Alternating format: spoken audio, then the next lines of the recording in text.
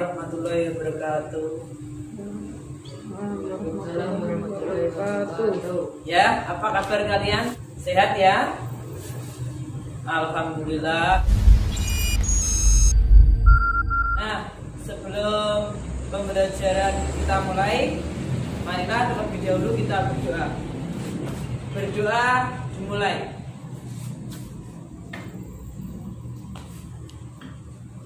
Berdoa selesai, saya akan mengabsen ya. Fahmi ada? Ada. Sefa? Ada, Bu. Alhamdulillah, semuanya hadir pada pertemuan kali ini. Anak-anak, berikan sedikit kata-kata motivasi untuk kalian.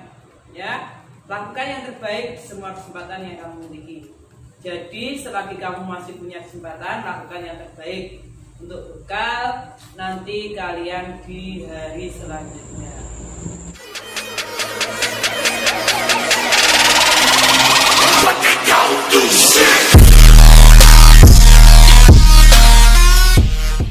Nah, pada kesempatan kali ini, mari kita langsung saja ke pembelajaran yang akan kita mulai.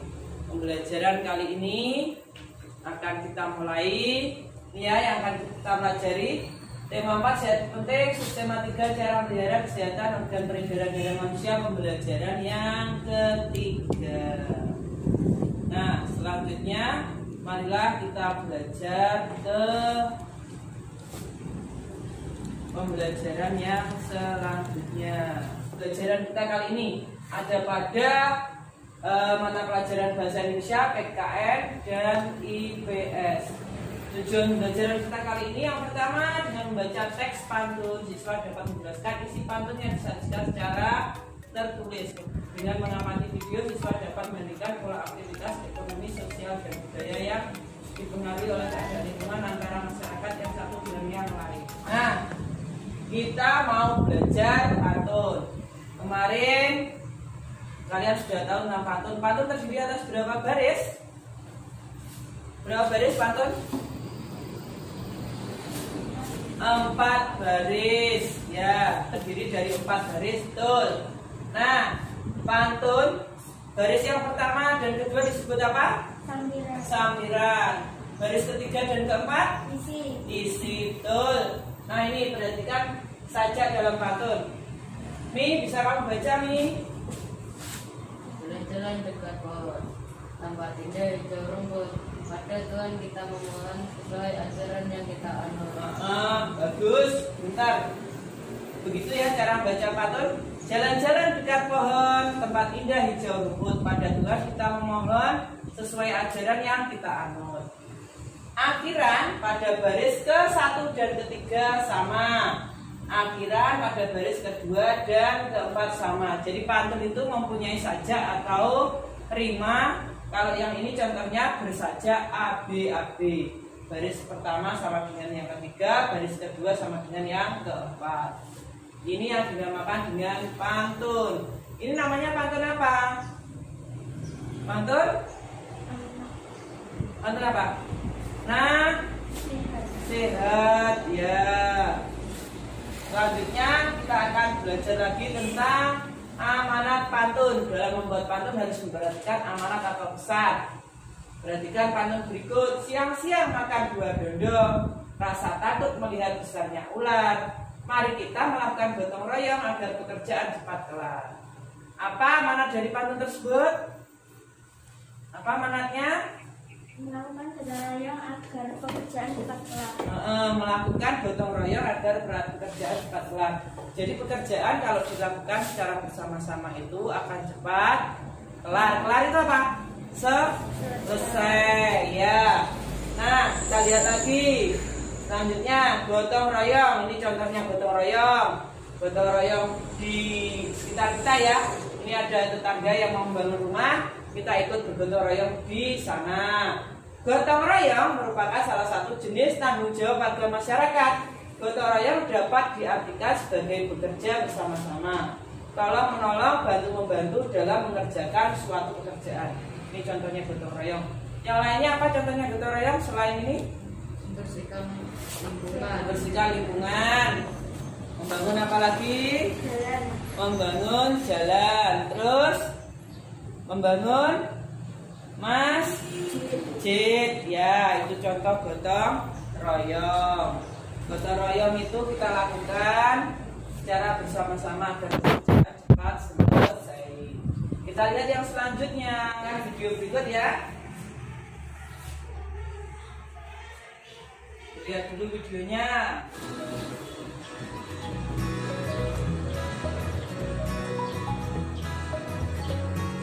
Videonya disimak, lihat. Ayah sedang apa? Oh, ini naruh beras jumputan. Beras jumputan itu gunanya buat apa? Ayo anak-anak, minum dulu. Itu salah satu simbol gotong royong di Indonesia. Juga membiasakan keluarga kita menabung. Di daerah lain ada juga. Di Jawa Barat sebutnya parelek. Oh gitu ya. Membangun jembatan dan pindahan rumah pun, masyarakat Indonesia selalu bergotong royong. Semua daerah punya kebiasaannya masing-masing. Tapi intinya sama, gotong royong. Gotong royong adalah budaya kita. Keluarga hebat, keluarga terlibat. Nah, itu tadi contoh dari apa? Gotong royong, ya. Gotong royong. Di situ tadi diperlihatkan video tentang seseorang atau di kampung itu mengumpulkan jimpitan. Jadi jimpitan itu dikumpulkan sedikit demi sedikit. Gunanya untuk apa? Agar kita rajin menabung. Nanti jimpitan itu bisa kita kalau di sini kita ketok atau kita ambil hasilnya setelah nanti terkumpul banyak. Tuh, ya. Jadi dari video itu dapat kita ambil itu. Kemudian unsur-unsur dan manfaat gotong royong. Yang pertama unsur-unsur gotong royong adalah kesatuan, kemudian kebersamaan, terus kekeluargaan dan kerukunan. Manfaat gotong royong ini ya, meringankan beban pekerjaan, menumbuhkan sikap sukarela dan ikhlas, mempererat tali persaudaraan dan mempercepat penyelesaian pekerjaan. Ini contohnya gotong royong. Kemudian manfaatnya dan ini unsur-unsurnya. Gotong royong merupakan salah satu jenis tanggung jawab nih ya di masyarakat. Tanggung jawab seseorang sebagai warga masyarakat juga tercermin dari sikapnya dalam pergaulan di masyarakat. Orang yang bertanggung jawab akan selalu berinteraksi baik terhadap anggota masyarakat lain dalam lingkungannya. Jadi kalau kita sering bergotong royong, interaksinya dengan orang lain itu baik. Interaksi itu hubungan antara kita dengan orang lain. Jadi kita harus selalu berinteraksi dengan orang lain. Kita tidak dapat hidup sendiri di masyarakat karena kita sebagai makhluk sosial. Makhluk sosial itu artinya makhluk yang atau orang yang membutuhkan orang lain. Ya, kita lihat yang selanjutnya. Nih, perhatikan lagi video tentang tanggung jawab. Salam sejahtera teman-teman. Pertemuan kali ini kita akan bersama-sama menyaksikan akibat dari perbuatan yang tidak bertanggung jawab. Semoga bermanfaat dan teman-teman tidak boleh mencontoh perbuatan ini ya. Selamat menyaksikan. Johan seorang anak yang pemalas. Dia tidak pernah peduli dengan kebersihan rumahnya. Ups, ya ampun. Apa yang telah saya lakukan? Lampu meja itu telah pecah. Tidak apalah. Nanti saya akan beritahu ibu hal ini dan meminta maaf padanya. Dan piring-piring kotor ini, biarkan sajalah. Nanti kakak yang mencuci semuanya. Baiknya sekarang saya nonton televisi saja dulu. Johan tidak menghiraukan keadaan rumahnya yang berantakan. Dia menyalakan televisi dan menonton televisi sambil makan makanan ringan.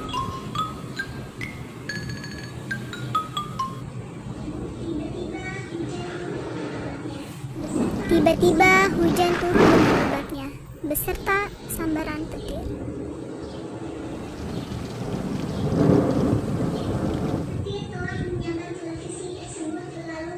petir telah menyambar televisi tersebut lalu meledak. Pada saat itu kakak baru pulang. Berantakan sekali rumah ini. Apakah yang terjadi pada televisi di lampu ini? Dek, adek. Ya kak, ada apa? Adek, apakah yang telah terjadi dengan televisi dan lampu meja ini?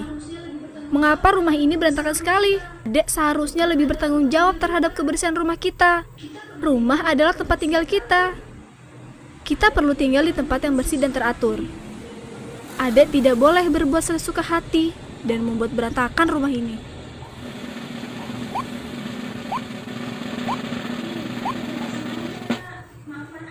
Tapi adek tidak sengaja kak. Maafkan adek ya kak. Baiklah kalau begitu. Adek harus membantu kakak untuk merapikan rumah ini. Dengan cara ini, kita dapat meringankan beban ibu dan ayah. Baiklah kak. Adek juga harus meminta maaf kepada ibu dan ayah karena telah menyebabkan televisi rusak dan memecahkan lampu meja. Adek harus bertanggung jawab atas kesalahan yang telah dilakukan. Baiklah kak. Adek berjanji adek tidak akan melakukannya lagi. Dan adek berjanji akan lebih bertanggung jawab. Nah, ini ya. Ini tadi dari sini bisa kita ambil contoh ya. Apa akibat dari tidak bertanggung jawab? Rumah menjadi bagaimana? Berantakan.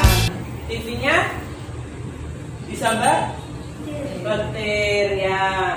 Sini akibat tidak melaksanakan tanggung jawab di masyarakat adalah dikucilkan oleh warga masyarakat setempat, tidak dipercaya oleh warga masyarakat, tidak dihargai oleh warga masyarakat, tidak dianggap sebagai warga di lingkungan tersebut dan menjadi bahan pembicaraan warga masyarakat setempat. Ini akibatnya jika tidak melaksanakan tanggung jawab. Nah, tanggung jawab itu juga berhubungan dengan orang banyak. Karena kita sebagai makhluk sosial tadi, kita juga memerlukan interaksi sosial. Jadi interaksi dengan orang banyak. Interaksi sosial merupakan dasar bagi semua aktivitas manusia yang berhubungan dengan orang lain. Proses interaksi tidak dapat dilepaskan dari kehidupan sehari-hari. Proses interaksi ini dapat terjadi apabila ada pertemuan dua orang atau lebih. Jadi kalau satu orang saja tidak akan terjadi interaksi sosial. Jadi harus dua orang atau lebih. Beberapa contoh interaksi sosial di bidang ekonomi. Ini contohnya. Ini ada kegiatan di mana ini? Di pasar. Mereka sedang melakukan kegiatan tawar-menawar atau kegiatan jual beli. Di mana kalau di pasar tradisional masih berlaku kegiatan tawar-menawar. Jadi pembeli bisa menawar harga kepada penjual. Kemudian membayar barang belanjaan di kasir. Itu juga terjadi interaksi sosial. Kalau membayar di kasir berarti kegiatan tersebut terjadi di mana? Di toko besar ya, supermarket, di swalayan. Kemudian melakukan jual beli secara online. Jual beli secara online karena kita itu sudah merupakan masyarakat modern. Jadi jual beli bisa dilakukan di mana? Di rumah. Dengan apa? Memesannya dari mana? Dari HP ya. Kemudian barangnya diantar oleh siapa? Oleh kurir ya, kurir. Jadi ada orang sendiri yang mengantar, kita pesan, kemudian membelinya lewat HP, kemudian ada yang mengantar. Ini tadi contoh-contoh interaksi sosial. Kemudian ini contohnya lagi di bidang sosial budaya, membersihkan lingkungan sekolah. Pernah ada kalian membersihkan lingkungan sekolah? Pernah. Memberikan lingkungan sekolah secara bersama-sama melakukan kerja bakti desa. Kemudian beberapa contoh interaksi sosial di bidang moral. Berperilaku dan bertutur penuh dengan sopan santun, berkata jujur kepada orang lain. Jadi kalian sebagai anak bangsa, para pelajar harus mau berkata jujur. Ekonomi, bidang politik, bidang sosial dan budaya, dan juga bidang moral.